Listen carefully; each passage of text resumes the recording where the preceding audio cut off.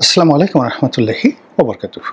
সম্মানিত দর্শক, ঢাকা বিশ্ববিদ্যালয়ে ছাত্র সংসদ নির্বাচনে জামাত ঐতিহাসিক বিজয় লাভ করেছে। সারা বাংলাদেশ স্তব্ধ। জামাতপন্থী যারা লোকজন রয়েছেন তাদের মধ্যে আনন্দ উল্লাসের সীমা পরিসীমা নেই। আর জামাত বিরোধী যারা শক্তি তারা দুমড়ে মুছড়ে রীতিমতো হাহাকার শুরু করেছেন। এ কি হলো? এটা কি হওয়ার কথা ছিল? এখন আমাদের কি হবে?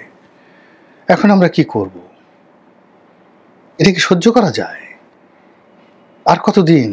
কিভাবে এভাবে দেশ চলবে? এই যে একটা হতাশা, সেই হতাশার একটা প্রতিক্রিয়া রয়েছে। আর জামাত যে জয়লাভ করেছে তার একটা প্রতিক্রিয়া রয়েছে। তো আমি সম্প্রতি একটা ভিডিও করেছি জামাতের যে বিজয়, সেই বিজয়ের পক্ষে ইতিবাচক জিনিসগুলো জামাতের জন্য কি কি হতে পারে।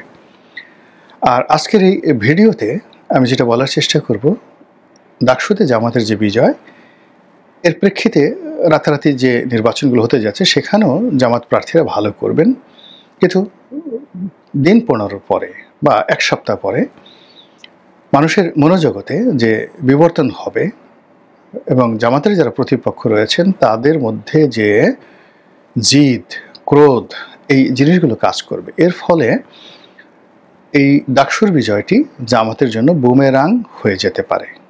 এখানে আমি হবে বললাম না, হয়ে যেতে পারে। কেন বুমেরাং হতে পারে সেটা আপনাদেরকে বর্ণনা করছি। আপনারা যারা ঢাকা বিশ্ববিদ্যালয়ের ছাত্র ছিলেন বা বিভিন্ন শিক্ষা প্রতিষ্ঠানের ছাত্র ছিলেন 80-র দশকে, অর্থাৎ 81 থেকে 88 সন পর্যন্ত, তারা সবাই জানেন যে ওই সময়টিতে বাম দল, তারপর ছাত্রদল, ছাত্রলীগ একত্র হয়ে শিবির পেটাতো এবং শিবির পেটানোটাকে তারা মনে করত তাদের একটা মহাবিজয়, পুণ্যের কাজ, হাত পাকানো। একজন ছেলে ঢাকা বিশ্ববিদ্যালয়ে পড়ে, ভালো ছাত্র, শিবির করে, কিন্তু কিছু বলে না, কিন্তু জেনে গেছে যে এই লোকটা শিবির করে, তাকে হল থেকে তাড়িয়ে দেওয়া, মারধর করা, এই কাজগুলো অনেকটা হিরোইজমের পর্যায়ে ছিল 80-র দশকে। যা হোক, ওর মধ্যে কিন্তু জামাত শিবির সেই কাজগুলো তারা করে গেছে। এখন সারা বাংলাদেশে জামাত এবং শিবির, তাদের মহিলা সংগঠনগুলো, তারা অনেকটা পিঁপড়ার মতো, অনেকটা জাস্টে বলা হয় পিঁপড়া যেভাবে মাটির নিচ দিয়ে গর্ত খুঁড়ে তারা গন্তব্যে চলে যায়, আপনি টের পাবেন না। কিংবা দেখা গেল যে আপনার ঘরের মধ্যে সে বাসা বেঁধেছে, কিন্তু আপনি টের পাবেন না, পিঁপড়ার বাসা, খুব সহজে টের পাবেন না। তো ওইরকম মানে জামাত যখন সারা বাংলাদেশের কোথায় কোন অবস্থার মধ্যে আছে এটা এখনো আমরা টের পাচ্ছি না। আর প্রতিপক্ষ কখন তারা টের পায়নি। দ্বিতীয়ত হলো যেখানে বিএনপির মধ্যে একটা মনস্তাত্ত্বিক বিষয় রয়েছে, যেমন জাতীয় পার্টি এবং আওয়ামী লীগের ক্ষেত্রে যে মনস্তাত্ত্বিক বিষয় রয়েছে, আওয়ামী লীগ মনে করে যে তারা এই জাতীয় পার্টিকে বাঁচিয়ে রেখেছে, আওয়ামী লীগ না হলে জাতীয় পার্টি বাঁচত না। আর জাতীয় পার্টি মনে করে যে আমাদের যখন শাসন ক্ষমতা ছিল তখন তো আমরা আওয়ামী লীগকে বাঁচিয়ে রেখেছি। 86 সনে আমরা আওয়ামী লীগকে যদি নির্বাচনে না আনতাম, টাকা পয়সা না দিতাম, তাহলে আওয়ামী লীগ তো আজকের এই পর্যায়ে আসতেই পারতো না। তো এই যে একটা মনস্তাত্ত্বিক অবস্থা, সেই মনস্তাত্ত্বিক অবস্থার কারণে আওয়ামী লীগের ক্ষতি হয়েছে, জাতীয় পার্টির ক্ষতি হয়েছে। অথচ তারা যদি পরস্পরকে সম্মান করত, সমীহ করত এবং একে অপরের প্রতি কৃতজ্ঞ থাকত এবং একে অপরকে অপমান করার জন্য তারা যদি চেষ্টা না করতো, তাহলে হয়তো আজকের পরিস্থিতি তৈরি হতো না। 1986 সনে শেখ হাসিনার সঙ্গে এরশাদের যে সমঝোতা হয়েছিল, সেটা যদি এরশাদ রাখতেন, সম্মান করতেন, তাহলে 88 সনের ঘটনা ঘটতো না, গৃহপালিত বিরোধী দল তৈরি হতো না। সেটা পার্লামেন্ট কন্টিনিউয়াসলি চলতে থাকতো এবং শেখ হাসিনার মতো একটা শক্তিশালী বিরোধী দল থাকলে বা বিরোধী দলীয় নেত্রী থাকলে সেখানে এরশাদের পতন অত তাড়াতাড়ি হতো না। এটা হলো বাস্তবতা। আবার এরশাদকে 2009 সন থেকে বা 8 সন থেকে যেভাবে জাতীয় পার্টিকে ওন করেছে, বা যেভাবে হাসানুল হক ইনুকে ওন করেছে, রাশেদ খান মেননকে ওন করেছে, ওটা যদি তাদেরকে মর্যাদা সহকারে ওন করা হতো তাহলে কিন্তু আওয়ামী লীগের অবস্থা এরকম হতো না। যেমন দেখা গেল মনিরুদ্দিন খান বাদলের সঙ্গে হাসানুল হক নূর যাকে বলা হয় গণ্ডগোল লাগিয়ে দেওয়া হলো। তারপরে হাসানুল হক মানে রাশেদ খান মেননের সঙ্গে ফজলে হোসেন বাদশার একটা দ্বন্দ্ব সংঘাত লাগিয়ে দেওয়া হলো। এরপর ফজলে হোসেন বাদশা বা মনিউদ্দিন খান বাদল তাদেরকে কোনো পুরস্কার দেওয়া হলো না, শুধুমাত্র তাদেরকে হাতের হিসেবে ব্যবহার করা হলো। ফলে এই লোকদের যে বিশাল রাজনীতির যে বর্ণাঢ্য ক্যারিয়ার পুরো ধ্বংস হয়ে গেল। তারা কোলাবোরেটর হয়ে গেলেন, তারা দলও হারালো, আওয়ামী লীগ থেকে কিছু পেল না। অন্যদিকে মনিউদ্দিন খান বাদল এবং ফজলে হোসেন বাদশার ভয় দেখিয়ে যেভাবে হাসানুল হক ইনু এবং রাশেদ খান মেননকে ছোট করতে করতে করতে করতে এমন অবস্থায় নিয়ে গেল যে একসময় শেখ হাসিনা বললেন যে আপনারা তো সারা জীবন বাম রাজনীতি করেছেন, আল্লাহ খোদা বিশ্বাস করেন না, যান একটু মক্কা শরীফ থেকে হজ করে আসেন বা উমরা করে আসেন। এবং তারা সেই কাজ করে আসলো। এটি নিয়ে প্রচুর ঠাট্টা এবং মশকরা হলো। তো এইরকম যে ঘটনাগুলো তারা করেছেন, দিলীপ বড়ুয়ার সাথে করেছেন, মতিয়া চৌধুরীর সাথে করেছেন, সুরেন্দ্র সেনগুপ্তের সাথে করেছেন, তোফায়েল আমু, তারপর শেষে আব্দুর রাজ্জাক সাহেবের সঙ্গে করেছেন, এবং এরশাদ, জিএম কাদের, রওশন এরশাদ, বিদেশে এরশাদ, সবার সঙ্গে মানে একটা গৃহ বিবাদ তারা রীতিমতো লাগিয়ে রেখেছেন। এর ফলে তারা নিজেরা শেষ হয়েছেন, আর যাকে বলা হয় তাদের যারা সাহায্যকারী ছিল তারাও শেষ হয়ে গেছেন। একই ঘটনা বিএনপির ক্ষেত্রে প্রযোজ্য। বিএনপি নাজির রহমান মঞ্জুকে, পার্থর আব্বাকে ছাড়িয়ে আনলেন এরশাদের কাছ থেকে। আনার পরে তাকে আর মূল্যায়ন তিনি করলেন না, অর্থাৎ ওখানে এরশাদকে ছোট করার জন্য তাকে আনা হলো, কিন্তু তাকে মূল্যায়ন করা হলো না। তারপর অন্যান্য যে সকল আওয়ামী লীগের নেতাদেরকে আনা হলো তাদেরকে বিএনপি মূল্যায়ন করল না। এরপর সেই ফজলুল হক আমিনী, মুফতি ফজলুল হক আমিনী, তাকে আনা হলো, মন্ত্রী বানানো হলো, কিন্তু তার মতো উচ্চ মার্গের একজন ইসলামী নেতা, তাকে মন্ত্রী বানানোর উচিত ছিল এবং হয়তো কথাও ছিল, কিন্তু তাকে ওই এমপি পর্যন্তই রেখে দেওয়া হলো। ফলে ইসলামী ঐক্য জোট আর থাকলো না।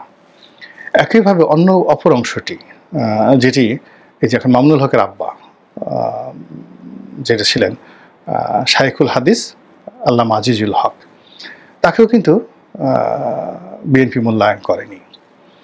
এর বাইরে বিএনপির যে সকল যাকে বলা হয় পাওয়ার হাউস ছিল সব দিক থেকে, যেমন মেজর হাফিজ, তারপর কর্নেল অলি, বি চৌধুরীর ছেলে মাহিবি চৌধুরী, এই পাওয়ার হাউসগুলোকে তারা অপমান করতে করতে, লাঞ্ছিত করতে করতে এমন একটা জায়গাতে নিয়ে গেছে যে এরা দল ত্যাগ করতে বাধ্য হয়েছে এবং আলাদা নতুন দল গঠন করেছে বিএনপির জামানাতে, যেটা বিএনপিকে একেবারে সবচেয়ে বেশি ক্ষতি করেছে। এখনও ধরুন চিন্তা করুন, মাহিবি চৌধুরীর যে ক্রেজ, ইমেজ, সে যদি এখনও ঢাকা বিশ্ববিদ্যালয়ে দাঁড়ায় 50 জন ছেলে তার সঙ্গে ছবি তুলতে আসবে, এই পর্যায়ের ক্রেজ বিএনপিতে নেই, কারো নেই।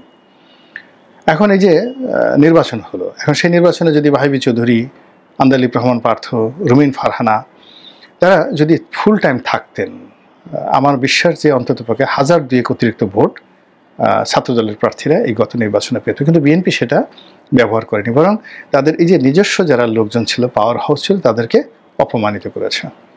আচ্ছা, অপমান করে আবার পরবর্তীতে তাদের সঙ্গে বন্ধুত্ব করার চেষ্টা করেছে। বি চৌধুরীর বাসায় হঠাৎ করে কথা নেই বার্তা নেই বেগমজি একদিন যাকে বলে হাজির। বি চৌধুরী আমাকে একদিন টেলিফোন করলেন যে রনি, আমি তো বুঝলাম না, আমার তো এখন ঘর সংসার ভাঙে ভাঙে অবস্থা, তোমার চাচি বলতেছে যে কি ব্যাপার, কথা নাই বার্তা নেই, আমার বাসায় বেগম যা কেন এলেন, আমাদেরকে রেল লাইনের উপরে যে দাবরানিটা দেওয়া হলো, তারপর যেভাবে আমার বাসায় আগুন লাগিয়ে দেওয়া হলো, এরপর হঠাৎ কথা নাই বার্তা নাই বেগম জি আমার বাসায় আসবেন। তো এই কাজগুলো বিএনপি করেছে। একইভাবে কর্নেল অলিকে যে দাবরানি দেওয়া হয়েছে, মানে তার সঙ্গে যে আচরণ করা হয়েছে, সেই আচরণ করার পরে আবার সেই কর্নেল অলির সঙ্গে তাদের যে ঐক্য, সেই ঐক্য হলো 2018 সনে, আবার সেই ঐক্য ভেঙে গেল নির্বাচনের পরে, সব শেষ। একইভাবে জামাতের সঙ্গে তাদের যে বন্ধনটা, একটা এমন সময় ছিল যে জামাতের বিরুদ্ধে কেউ একটা একটু শব্দ করতে পারতো না, বেগম জিয়ার কাছেও করতে পারতো না, তারেক রহমান সাহেবের কাছে করতে পারতো না। এখন সেখানে এমন কি হলো যে 2018 সনের নির্বাচনটা তারা একসাথে করলো, আর 18 সনের পরে সেই নির্বাচনের পরে আস্তে আস্তে পার্থর সঙ্গে সম্পর্ক খারাপ হলো, পার্থ পদত্যাগ করলো, কর্নেল অলির সঙ্গে সম্পর্ক খারাপ হলো, পদত্যাগ হলো। ডক্টর কামাল থেকে শুরু করে মাহমুদুর রহমান মান্না, এদের সবার সঙ্গেই সম্পর্ক ডিটাচড হয়ে গেল 18 সনের পরে। তারপর অন্যান্য যারা ছিলেন, জাসদের সঙ্গে সমস্ত যোগাযোগ বন্ধ। মানে 2019 সন থেকে একেবারে 2023-24 সন পর্যন্ত মানে যে জোটটা হয়েছিল 2018 নির্বাচন কেন্দ্রিক, সেই জোটের কারোর সঙ্গে বিএনপির কোনো সম্পর্ক ছিল না। আর ইতিমধ্যে জামাতের সঙ্গে সম্পর্কটা রীতিমতো দাকুমড়া হয়ে গেল। এবং সেই দাকুমড়া সম্পর্কের কারণে জামাত অপমানিত, লাঞ্ছিত, এবং তারা ধীরে ধীরে তাদের প্রসেস অনুযায়ী রাজনৈতিক প্রতিশোধ গ্রহণে বদ্ধপরিকর, এবং সেটা তারা করেছে, এবং এতটা কৌশল করে করেছে যেটা বিএনপি বুঝতেই পারেনি। বোঝার চেষ্টা করেন, এই ঢাকা বিশ্ববিদ্যালয়, ঢাকা কলেজ, অন্যান্য বিশ্ববিদ্যালয়, এই যে সমন্বয়কদের নামে সাধারণ ছাত্রদের যে জোট, ইট ওয়াজ এ জামাত ব্যাকড অর্গানাইজেশন। তারা প্রথম 6 মাস 7 মাস ক্যাম্পাসগুলোতে ছাত্র দলের কোনো ছেলে মেয়েকে ঢুকতেই দেয়নি, ঢাকা বিশ্ববিদ্যালয় সহ। কিন্তু ওই সময়টাতে তারা এককভাবে ঢাকা বিশ্ববিদ্যালয়, ঢাকা কলেজ, সব জায়গাতে তারা কিন্তু তাদের দাওয়াতি কর্মকাণ্ড চালিয়েছে, যেটা বিএনপি বুঝতেই পারেনি। অথচ বিএনপি যদি প্রথম দিনই হিট করত, প্রথম দিনই তারা হিট করত এবং বিশ্ববিদ্যালয় কলেজগুলোতে ঢুকে পড়তো, তা আজকের এই অবস্থাটা হয়তো তৈরি হতো না। এনিওয়ে, তো জামাত যে কৌশলগুলো করেছে সেই কৌশলে তারা সফল হয়ে এই ডাকসু নির্বাচনে জয়লাভ করেছে। আর অন্যদিকে বিএনপি যে সবর করেছে, সেই সবরের সঙ্গে তাদের লোভ ছিল, লালসা ছিল মূলত জাতীয় নির্বাচনে জয়লাভ করার, যে কোনো মতে একটা সাধারণ নির্বাচন দিলে তারপর শেষে সেই নির্বাচনে যদি সব দলগুলো আসে তাহলে তো আমরা ব্রুট মেজরিটি পাবো। এর আগে ছাত্রদলদের গন্ডগোল করানো, মারামারি করানো, বোমাবাজি করানো, তাহলে সবাই বলবে এরা তো ছাত্রলীগ, এমনিতে চাঁদাবাজির অনেক দুর্নাম বদনাম অভিযোগ। তো এই কারণে কি হলো, তারা সবর করেছে। কিন্তু এই সবরে যেটা হলো, তারা শুধুমাত্র বদনামের ভাগিদার হয়েছে। কিন্তু যদি তারা শক্তিমত্তা প্রদর্শন করতো, তাহলে এই যে বদনামগুলো এখন 10 মুখে লোকজন বলছে, এই বদনাম কিন্তু ছাত্রলীগেরও ছিল, কিন্তু মানুষ বলতে সাহস পেত না, বললেই দাঁত খুলে ফেলা হতো। কিন্তু এখন কি হচ্ছে, অপকর্ম হচ্ছে, আবার গালিও খাচ্ছে, আর বদনাম ছড়িয়ে পড়ছে। আমাদের পেটের মধ্যে ধরেন আবর্জনা রয়েছে, এখন পেটের মধ্যে আবর্জনা রয়েছে আমরা সবাই জানি, কিন্তু এটা দুর্গন্ধ ছড়ায় না। কিন্তু এটাকে আপনি যদি মাথার উপর নিয়ে ঘুরেন, হাতে পায়ে লাগিয়ে ঘুরেন, তাহলে কি অবস্থা তৈরি হবে। তো এখন বিএনপির যে ভুলগুলো, ত্রুটিগুলো গত 1 বছরে, এগুলো এখন রীতিমতো শরীরে, নাকে মুখে মেখে দুর্গন্ধ ছড়াচ্ছে।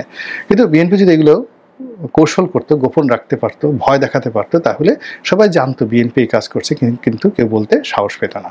এনিওয়ে, ডাকসুর নির্বাচনের পরে আমার যেটা আশঙ্কা হয়, বিএনপি ধৈর্য হারিয়ে ফেলবে, ছাত্রদল ধৈর্য হারিয়ে ফেলবে, এবং তারা বিভিন্ন শিক্ষা প্রতিষ্ঠানে তারা শিবিরের বিরুদ্ধে, জামাতের বিরুদ্ধে নির্বাচনী এলাকাতে এক চুলো ছাড় দেবে না। তারা তাদের যে মিলিটেন্সি, তাদের যে পাওয়ার, এটা তারা প্রয়োগ করবে, এবং সেটা যদি প্রয়োগ করা শুরু করে, তাহলে ওই যে পরাজিত নিষিদ্ধ ছাত্রলীগ, তারা তখন বেল বাজাবে। একবার ছাত্র শিবিরের পক্ষে কাজ করবে, একবার ছাত্র দলের পক্ষে কাজ করবে, এবং পুরো প্রথমে শিক্ষা প্রতিষ্ঠানগুলো, সেখানে একটা সংঘাতময় পরিস্থিতি তারা তৈরি করে ফেলবে। আর পরবর্তীতে যে মানে রাজনৈতিক যে সংসদীয় আসন, সেই সংসদীয় আসনে এই সংঘাতটা ছড়িয়ে পড়বে, এবং সংঘাতটা ছড়িয়ে পড়ার ফলে যেটা হবে, যে সকল এলাকাতে শিবিরের মিলিটেন্সি নাই, পাওয়ার নেই, বা সেখানে তারা শুধুমাত্র জনপ্রিয়তাকে, যাকে বলা হয়, পুঁজি করে তারা এগুচ্ছে, এটা মারাত্মকভাবে বাধাগ্রস্ত হবে। এখানে একটা ব্যাপার বোঝার চেষ্টা করেন, যে এই শিক্ষা প্রতিষ্ঠানগুলো যে শিবিরের এই কর্তৃত্ব বা এই বিজয়, এটার সঙ্গে তো জামাতের বিজয়ের পার্থক্য রয়েছে। এখানে শিবির তাদের মিলিটেন্সি পাওয়ার, মানে তাদের যে সামরিক শক্তি, তারা কিন্তু প্রয়োগ করার ক্ষমতা রাখে। রাজশাহী বিশ্ববিদ্যালয়, চট্টগ্রাম বিশ্ববিদ্যালয়, এমনকি এখন ঢাকা বিশ্ববিদ্যালয়। আপনি দেখেন, ঢাকা বিশ্ববিদ্যালয়ের ফল প্রকাশ করা নিয়ে যখন দেরি হচ্ছিল, তখন হাজার হাজার জামাত শিবিরের লোকজন ঢাকা বিশ্ববিদ্যালয়ের চারিদিকে যেভাবে ঘেরাও করেছিল, তার অ্যাগেনস্টে বিএনপিও কিন্তু লোক সমাবেশ করেছিল, কিন্তু সেটা জামাত শিবির হতে পারেনি। ফলে বিশ্ববিদ্যালয় কর্তৃপক্ষ যখন দেখলেন যে এখন ফল ঘোষণা করলে তারা নিরাপদ, তারা কিন্তু ঘোষণা করে দিয়েছেন। তো এটা শিবির যেভাবে ঢাকা বিশ্ববিদ্যালয় বা তাদের যেখানে যেখানে আছে সেভাবে পারছে। এটা পটুয়াখালী জেলা, বরিশাল জেলা, এমনকি চট্টগ্রাম মহানগর যে রাজনীতি, সিলেট মহানগর রাজনীতি, গাজীপুর, অন্যান্য এলাকাতে আসলে বিএনপি যদি এই তাদের যে মিলিটারি পাওয়ারটা, সামরিক শক্তিটা, পেশির শক্তিটা তারা ব্যবহার করে এবং ধৈর্য হারিয়ে ফেলে, তাহলে কিন্তু জামাত সেখানে টিকবে না। এবং যখন জামাত সেটা টিকবে না, যেটা শুরু হবে মূলত এই ডাকসু নির্বাচনে বিজয়ের এই উপলক্ষে কেন্দ্র করে। এই বিজয়ের ফলে বিএনপির যাকে বলা হয় ধৈর্যের বাঁধ ভেঙে গেছে, ছাত্রদলের ধৈর্যের বাঁধ ভেঙে গেছে, এবং এখানে অনেক কিছু ঘটার আমি আশঙ্কা করছি, যেটা বিএনপির শীর্ষ নেতৃত্ব এমনকি জামাতের শীর্ষ নেতৃত্ব চাইলেও এটা দমন করতে পারবে না। ইতিপূর্বে বুয়েটে যেখানে শিবিরের একছত্র আধিপত্য রয়েছে, সেখান থেকে তারেক রহমান সাহেবকে অকথ্য ভাষায় গালাগাল দেওয়া হয়েছে। আবার দেখা গেল যে ওইভাবে গালাগাল না দেওয়া হলেও ডাকসুতে ফলাফল যখন একেবারে চূড়ান্ত পর্যায়ে, তখনও কিন্তু হাজার হাজার শিবিরের যারা নেতাকর্মী তারা মিছিল করে তারেক রহমান সাহেবকে, লন্ডনকে কটাক্ষ করে যে সকল স্লোগান দিয়েছেন, সেই স্লোগান কিন্তু থেমে থাকবে না। কাজেই সাধু সাবধান। আমরা যারা সাধারণ আমজনতা, আমরা আতঙ্কগ্রস্ত হতে চাই না। আমরা একটা সুন্দর বাংলাদেশ বিনির্মাণে সকল পক্ষের সাহায্য, সহযোগিতা এবং ধৈর্য কামনা করি। আল্লাহ আমাদের সবাইকে হেদায়েত দান করুন এবং হেফাজত করুন। আসসালামু আলাইকুম ওয়া রাহমাতুল্লাহি ওয়া বারাকাতুহু।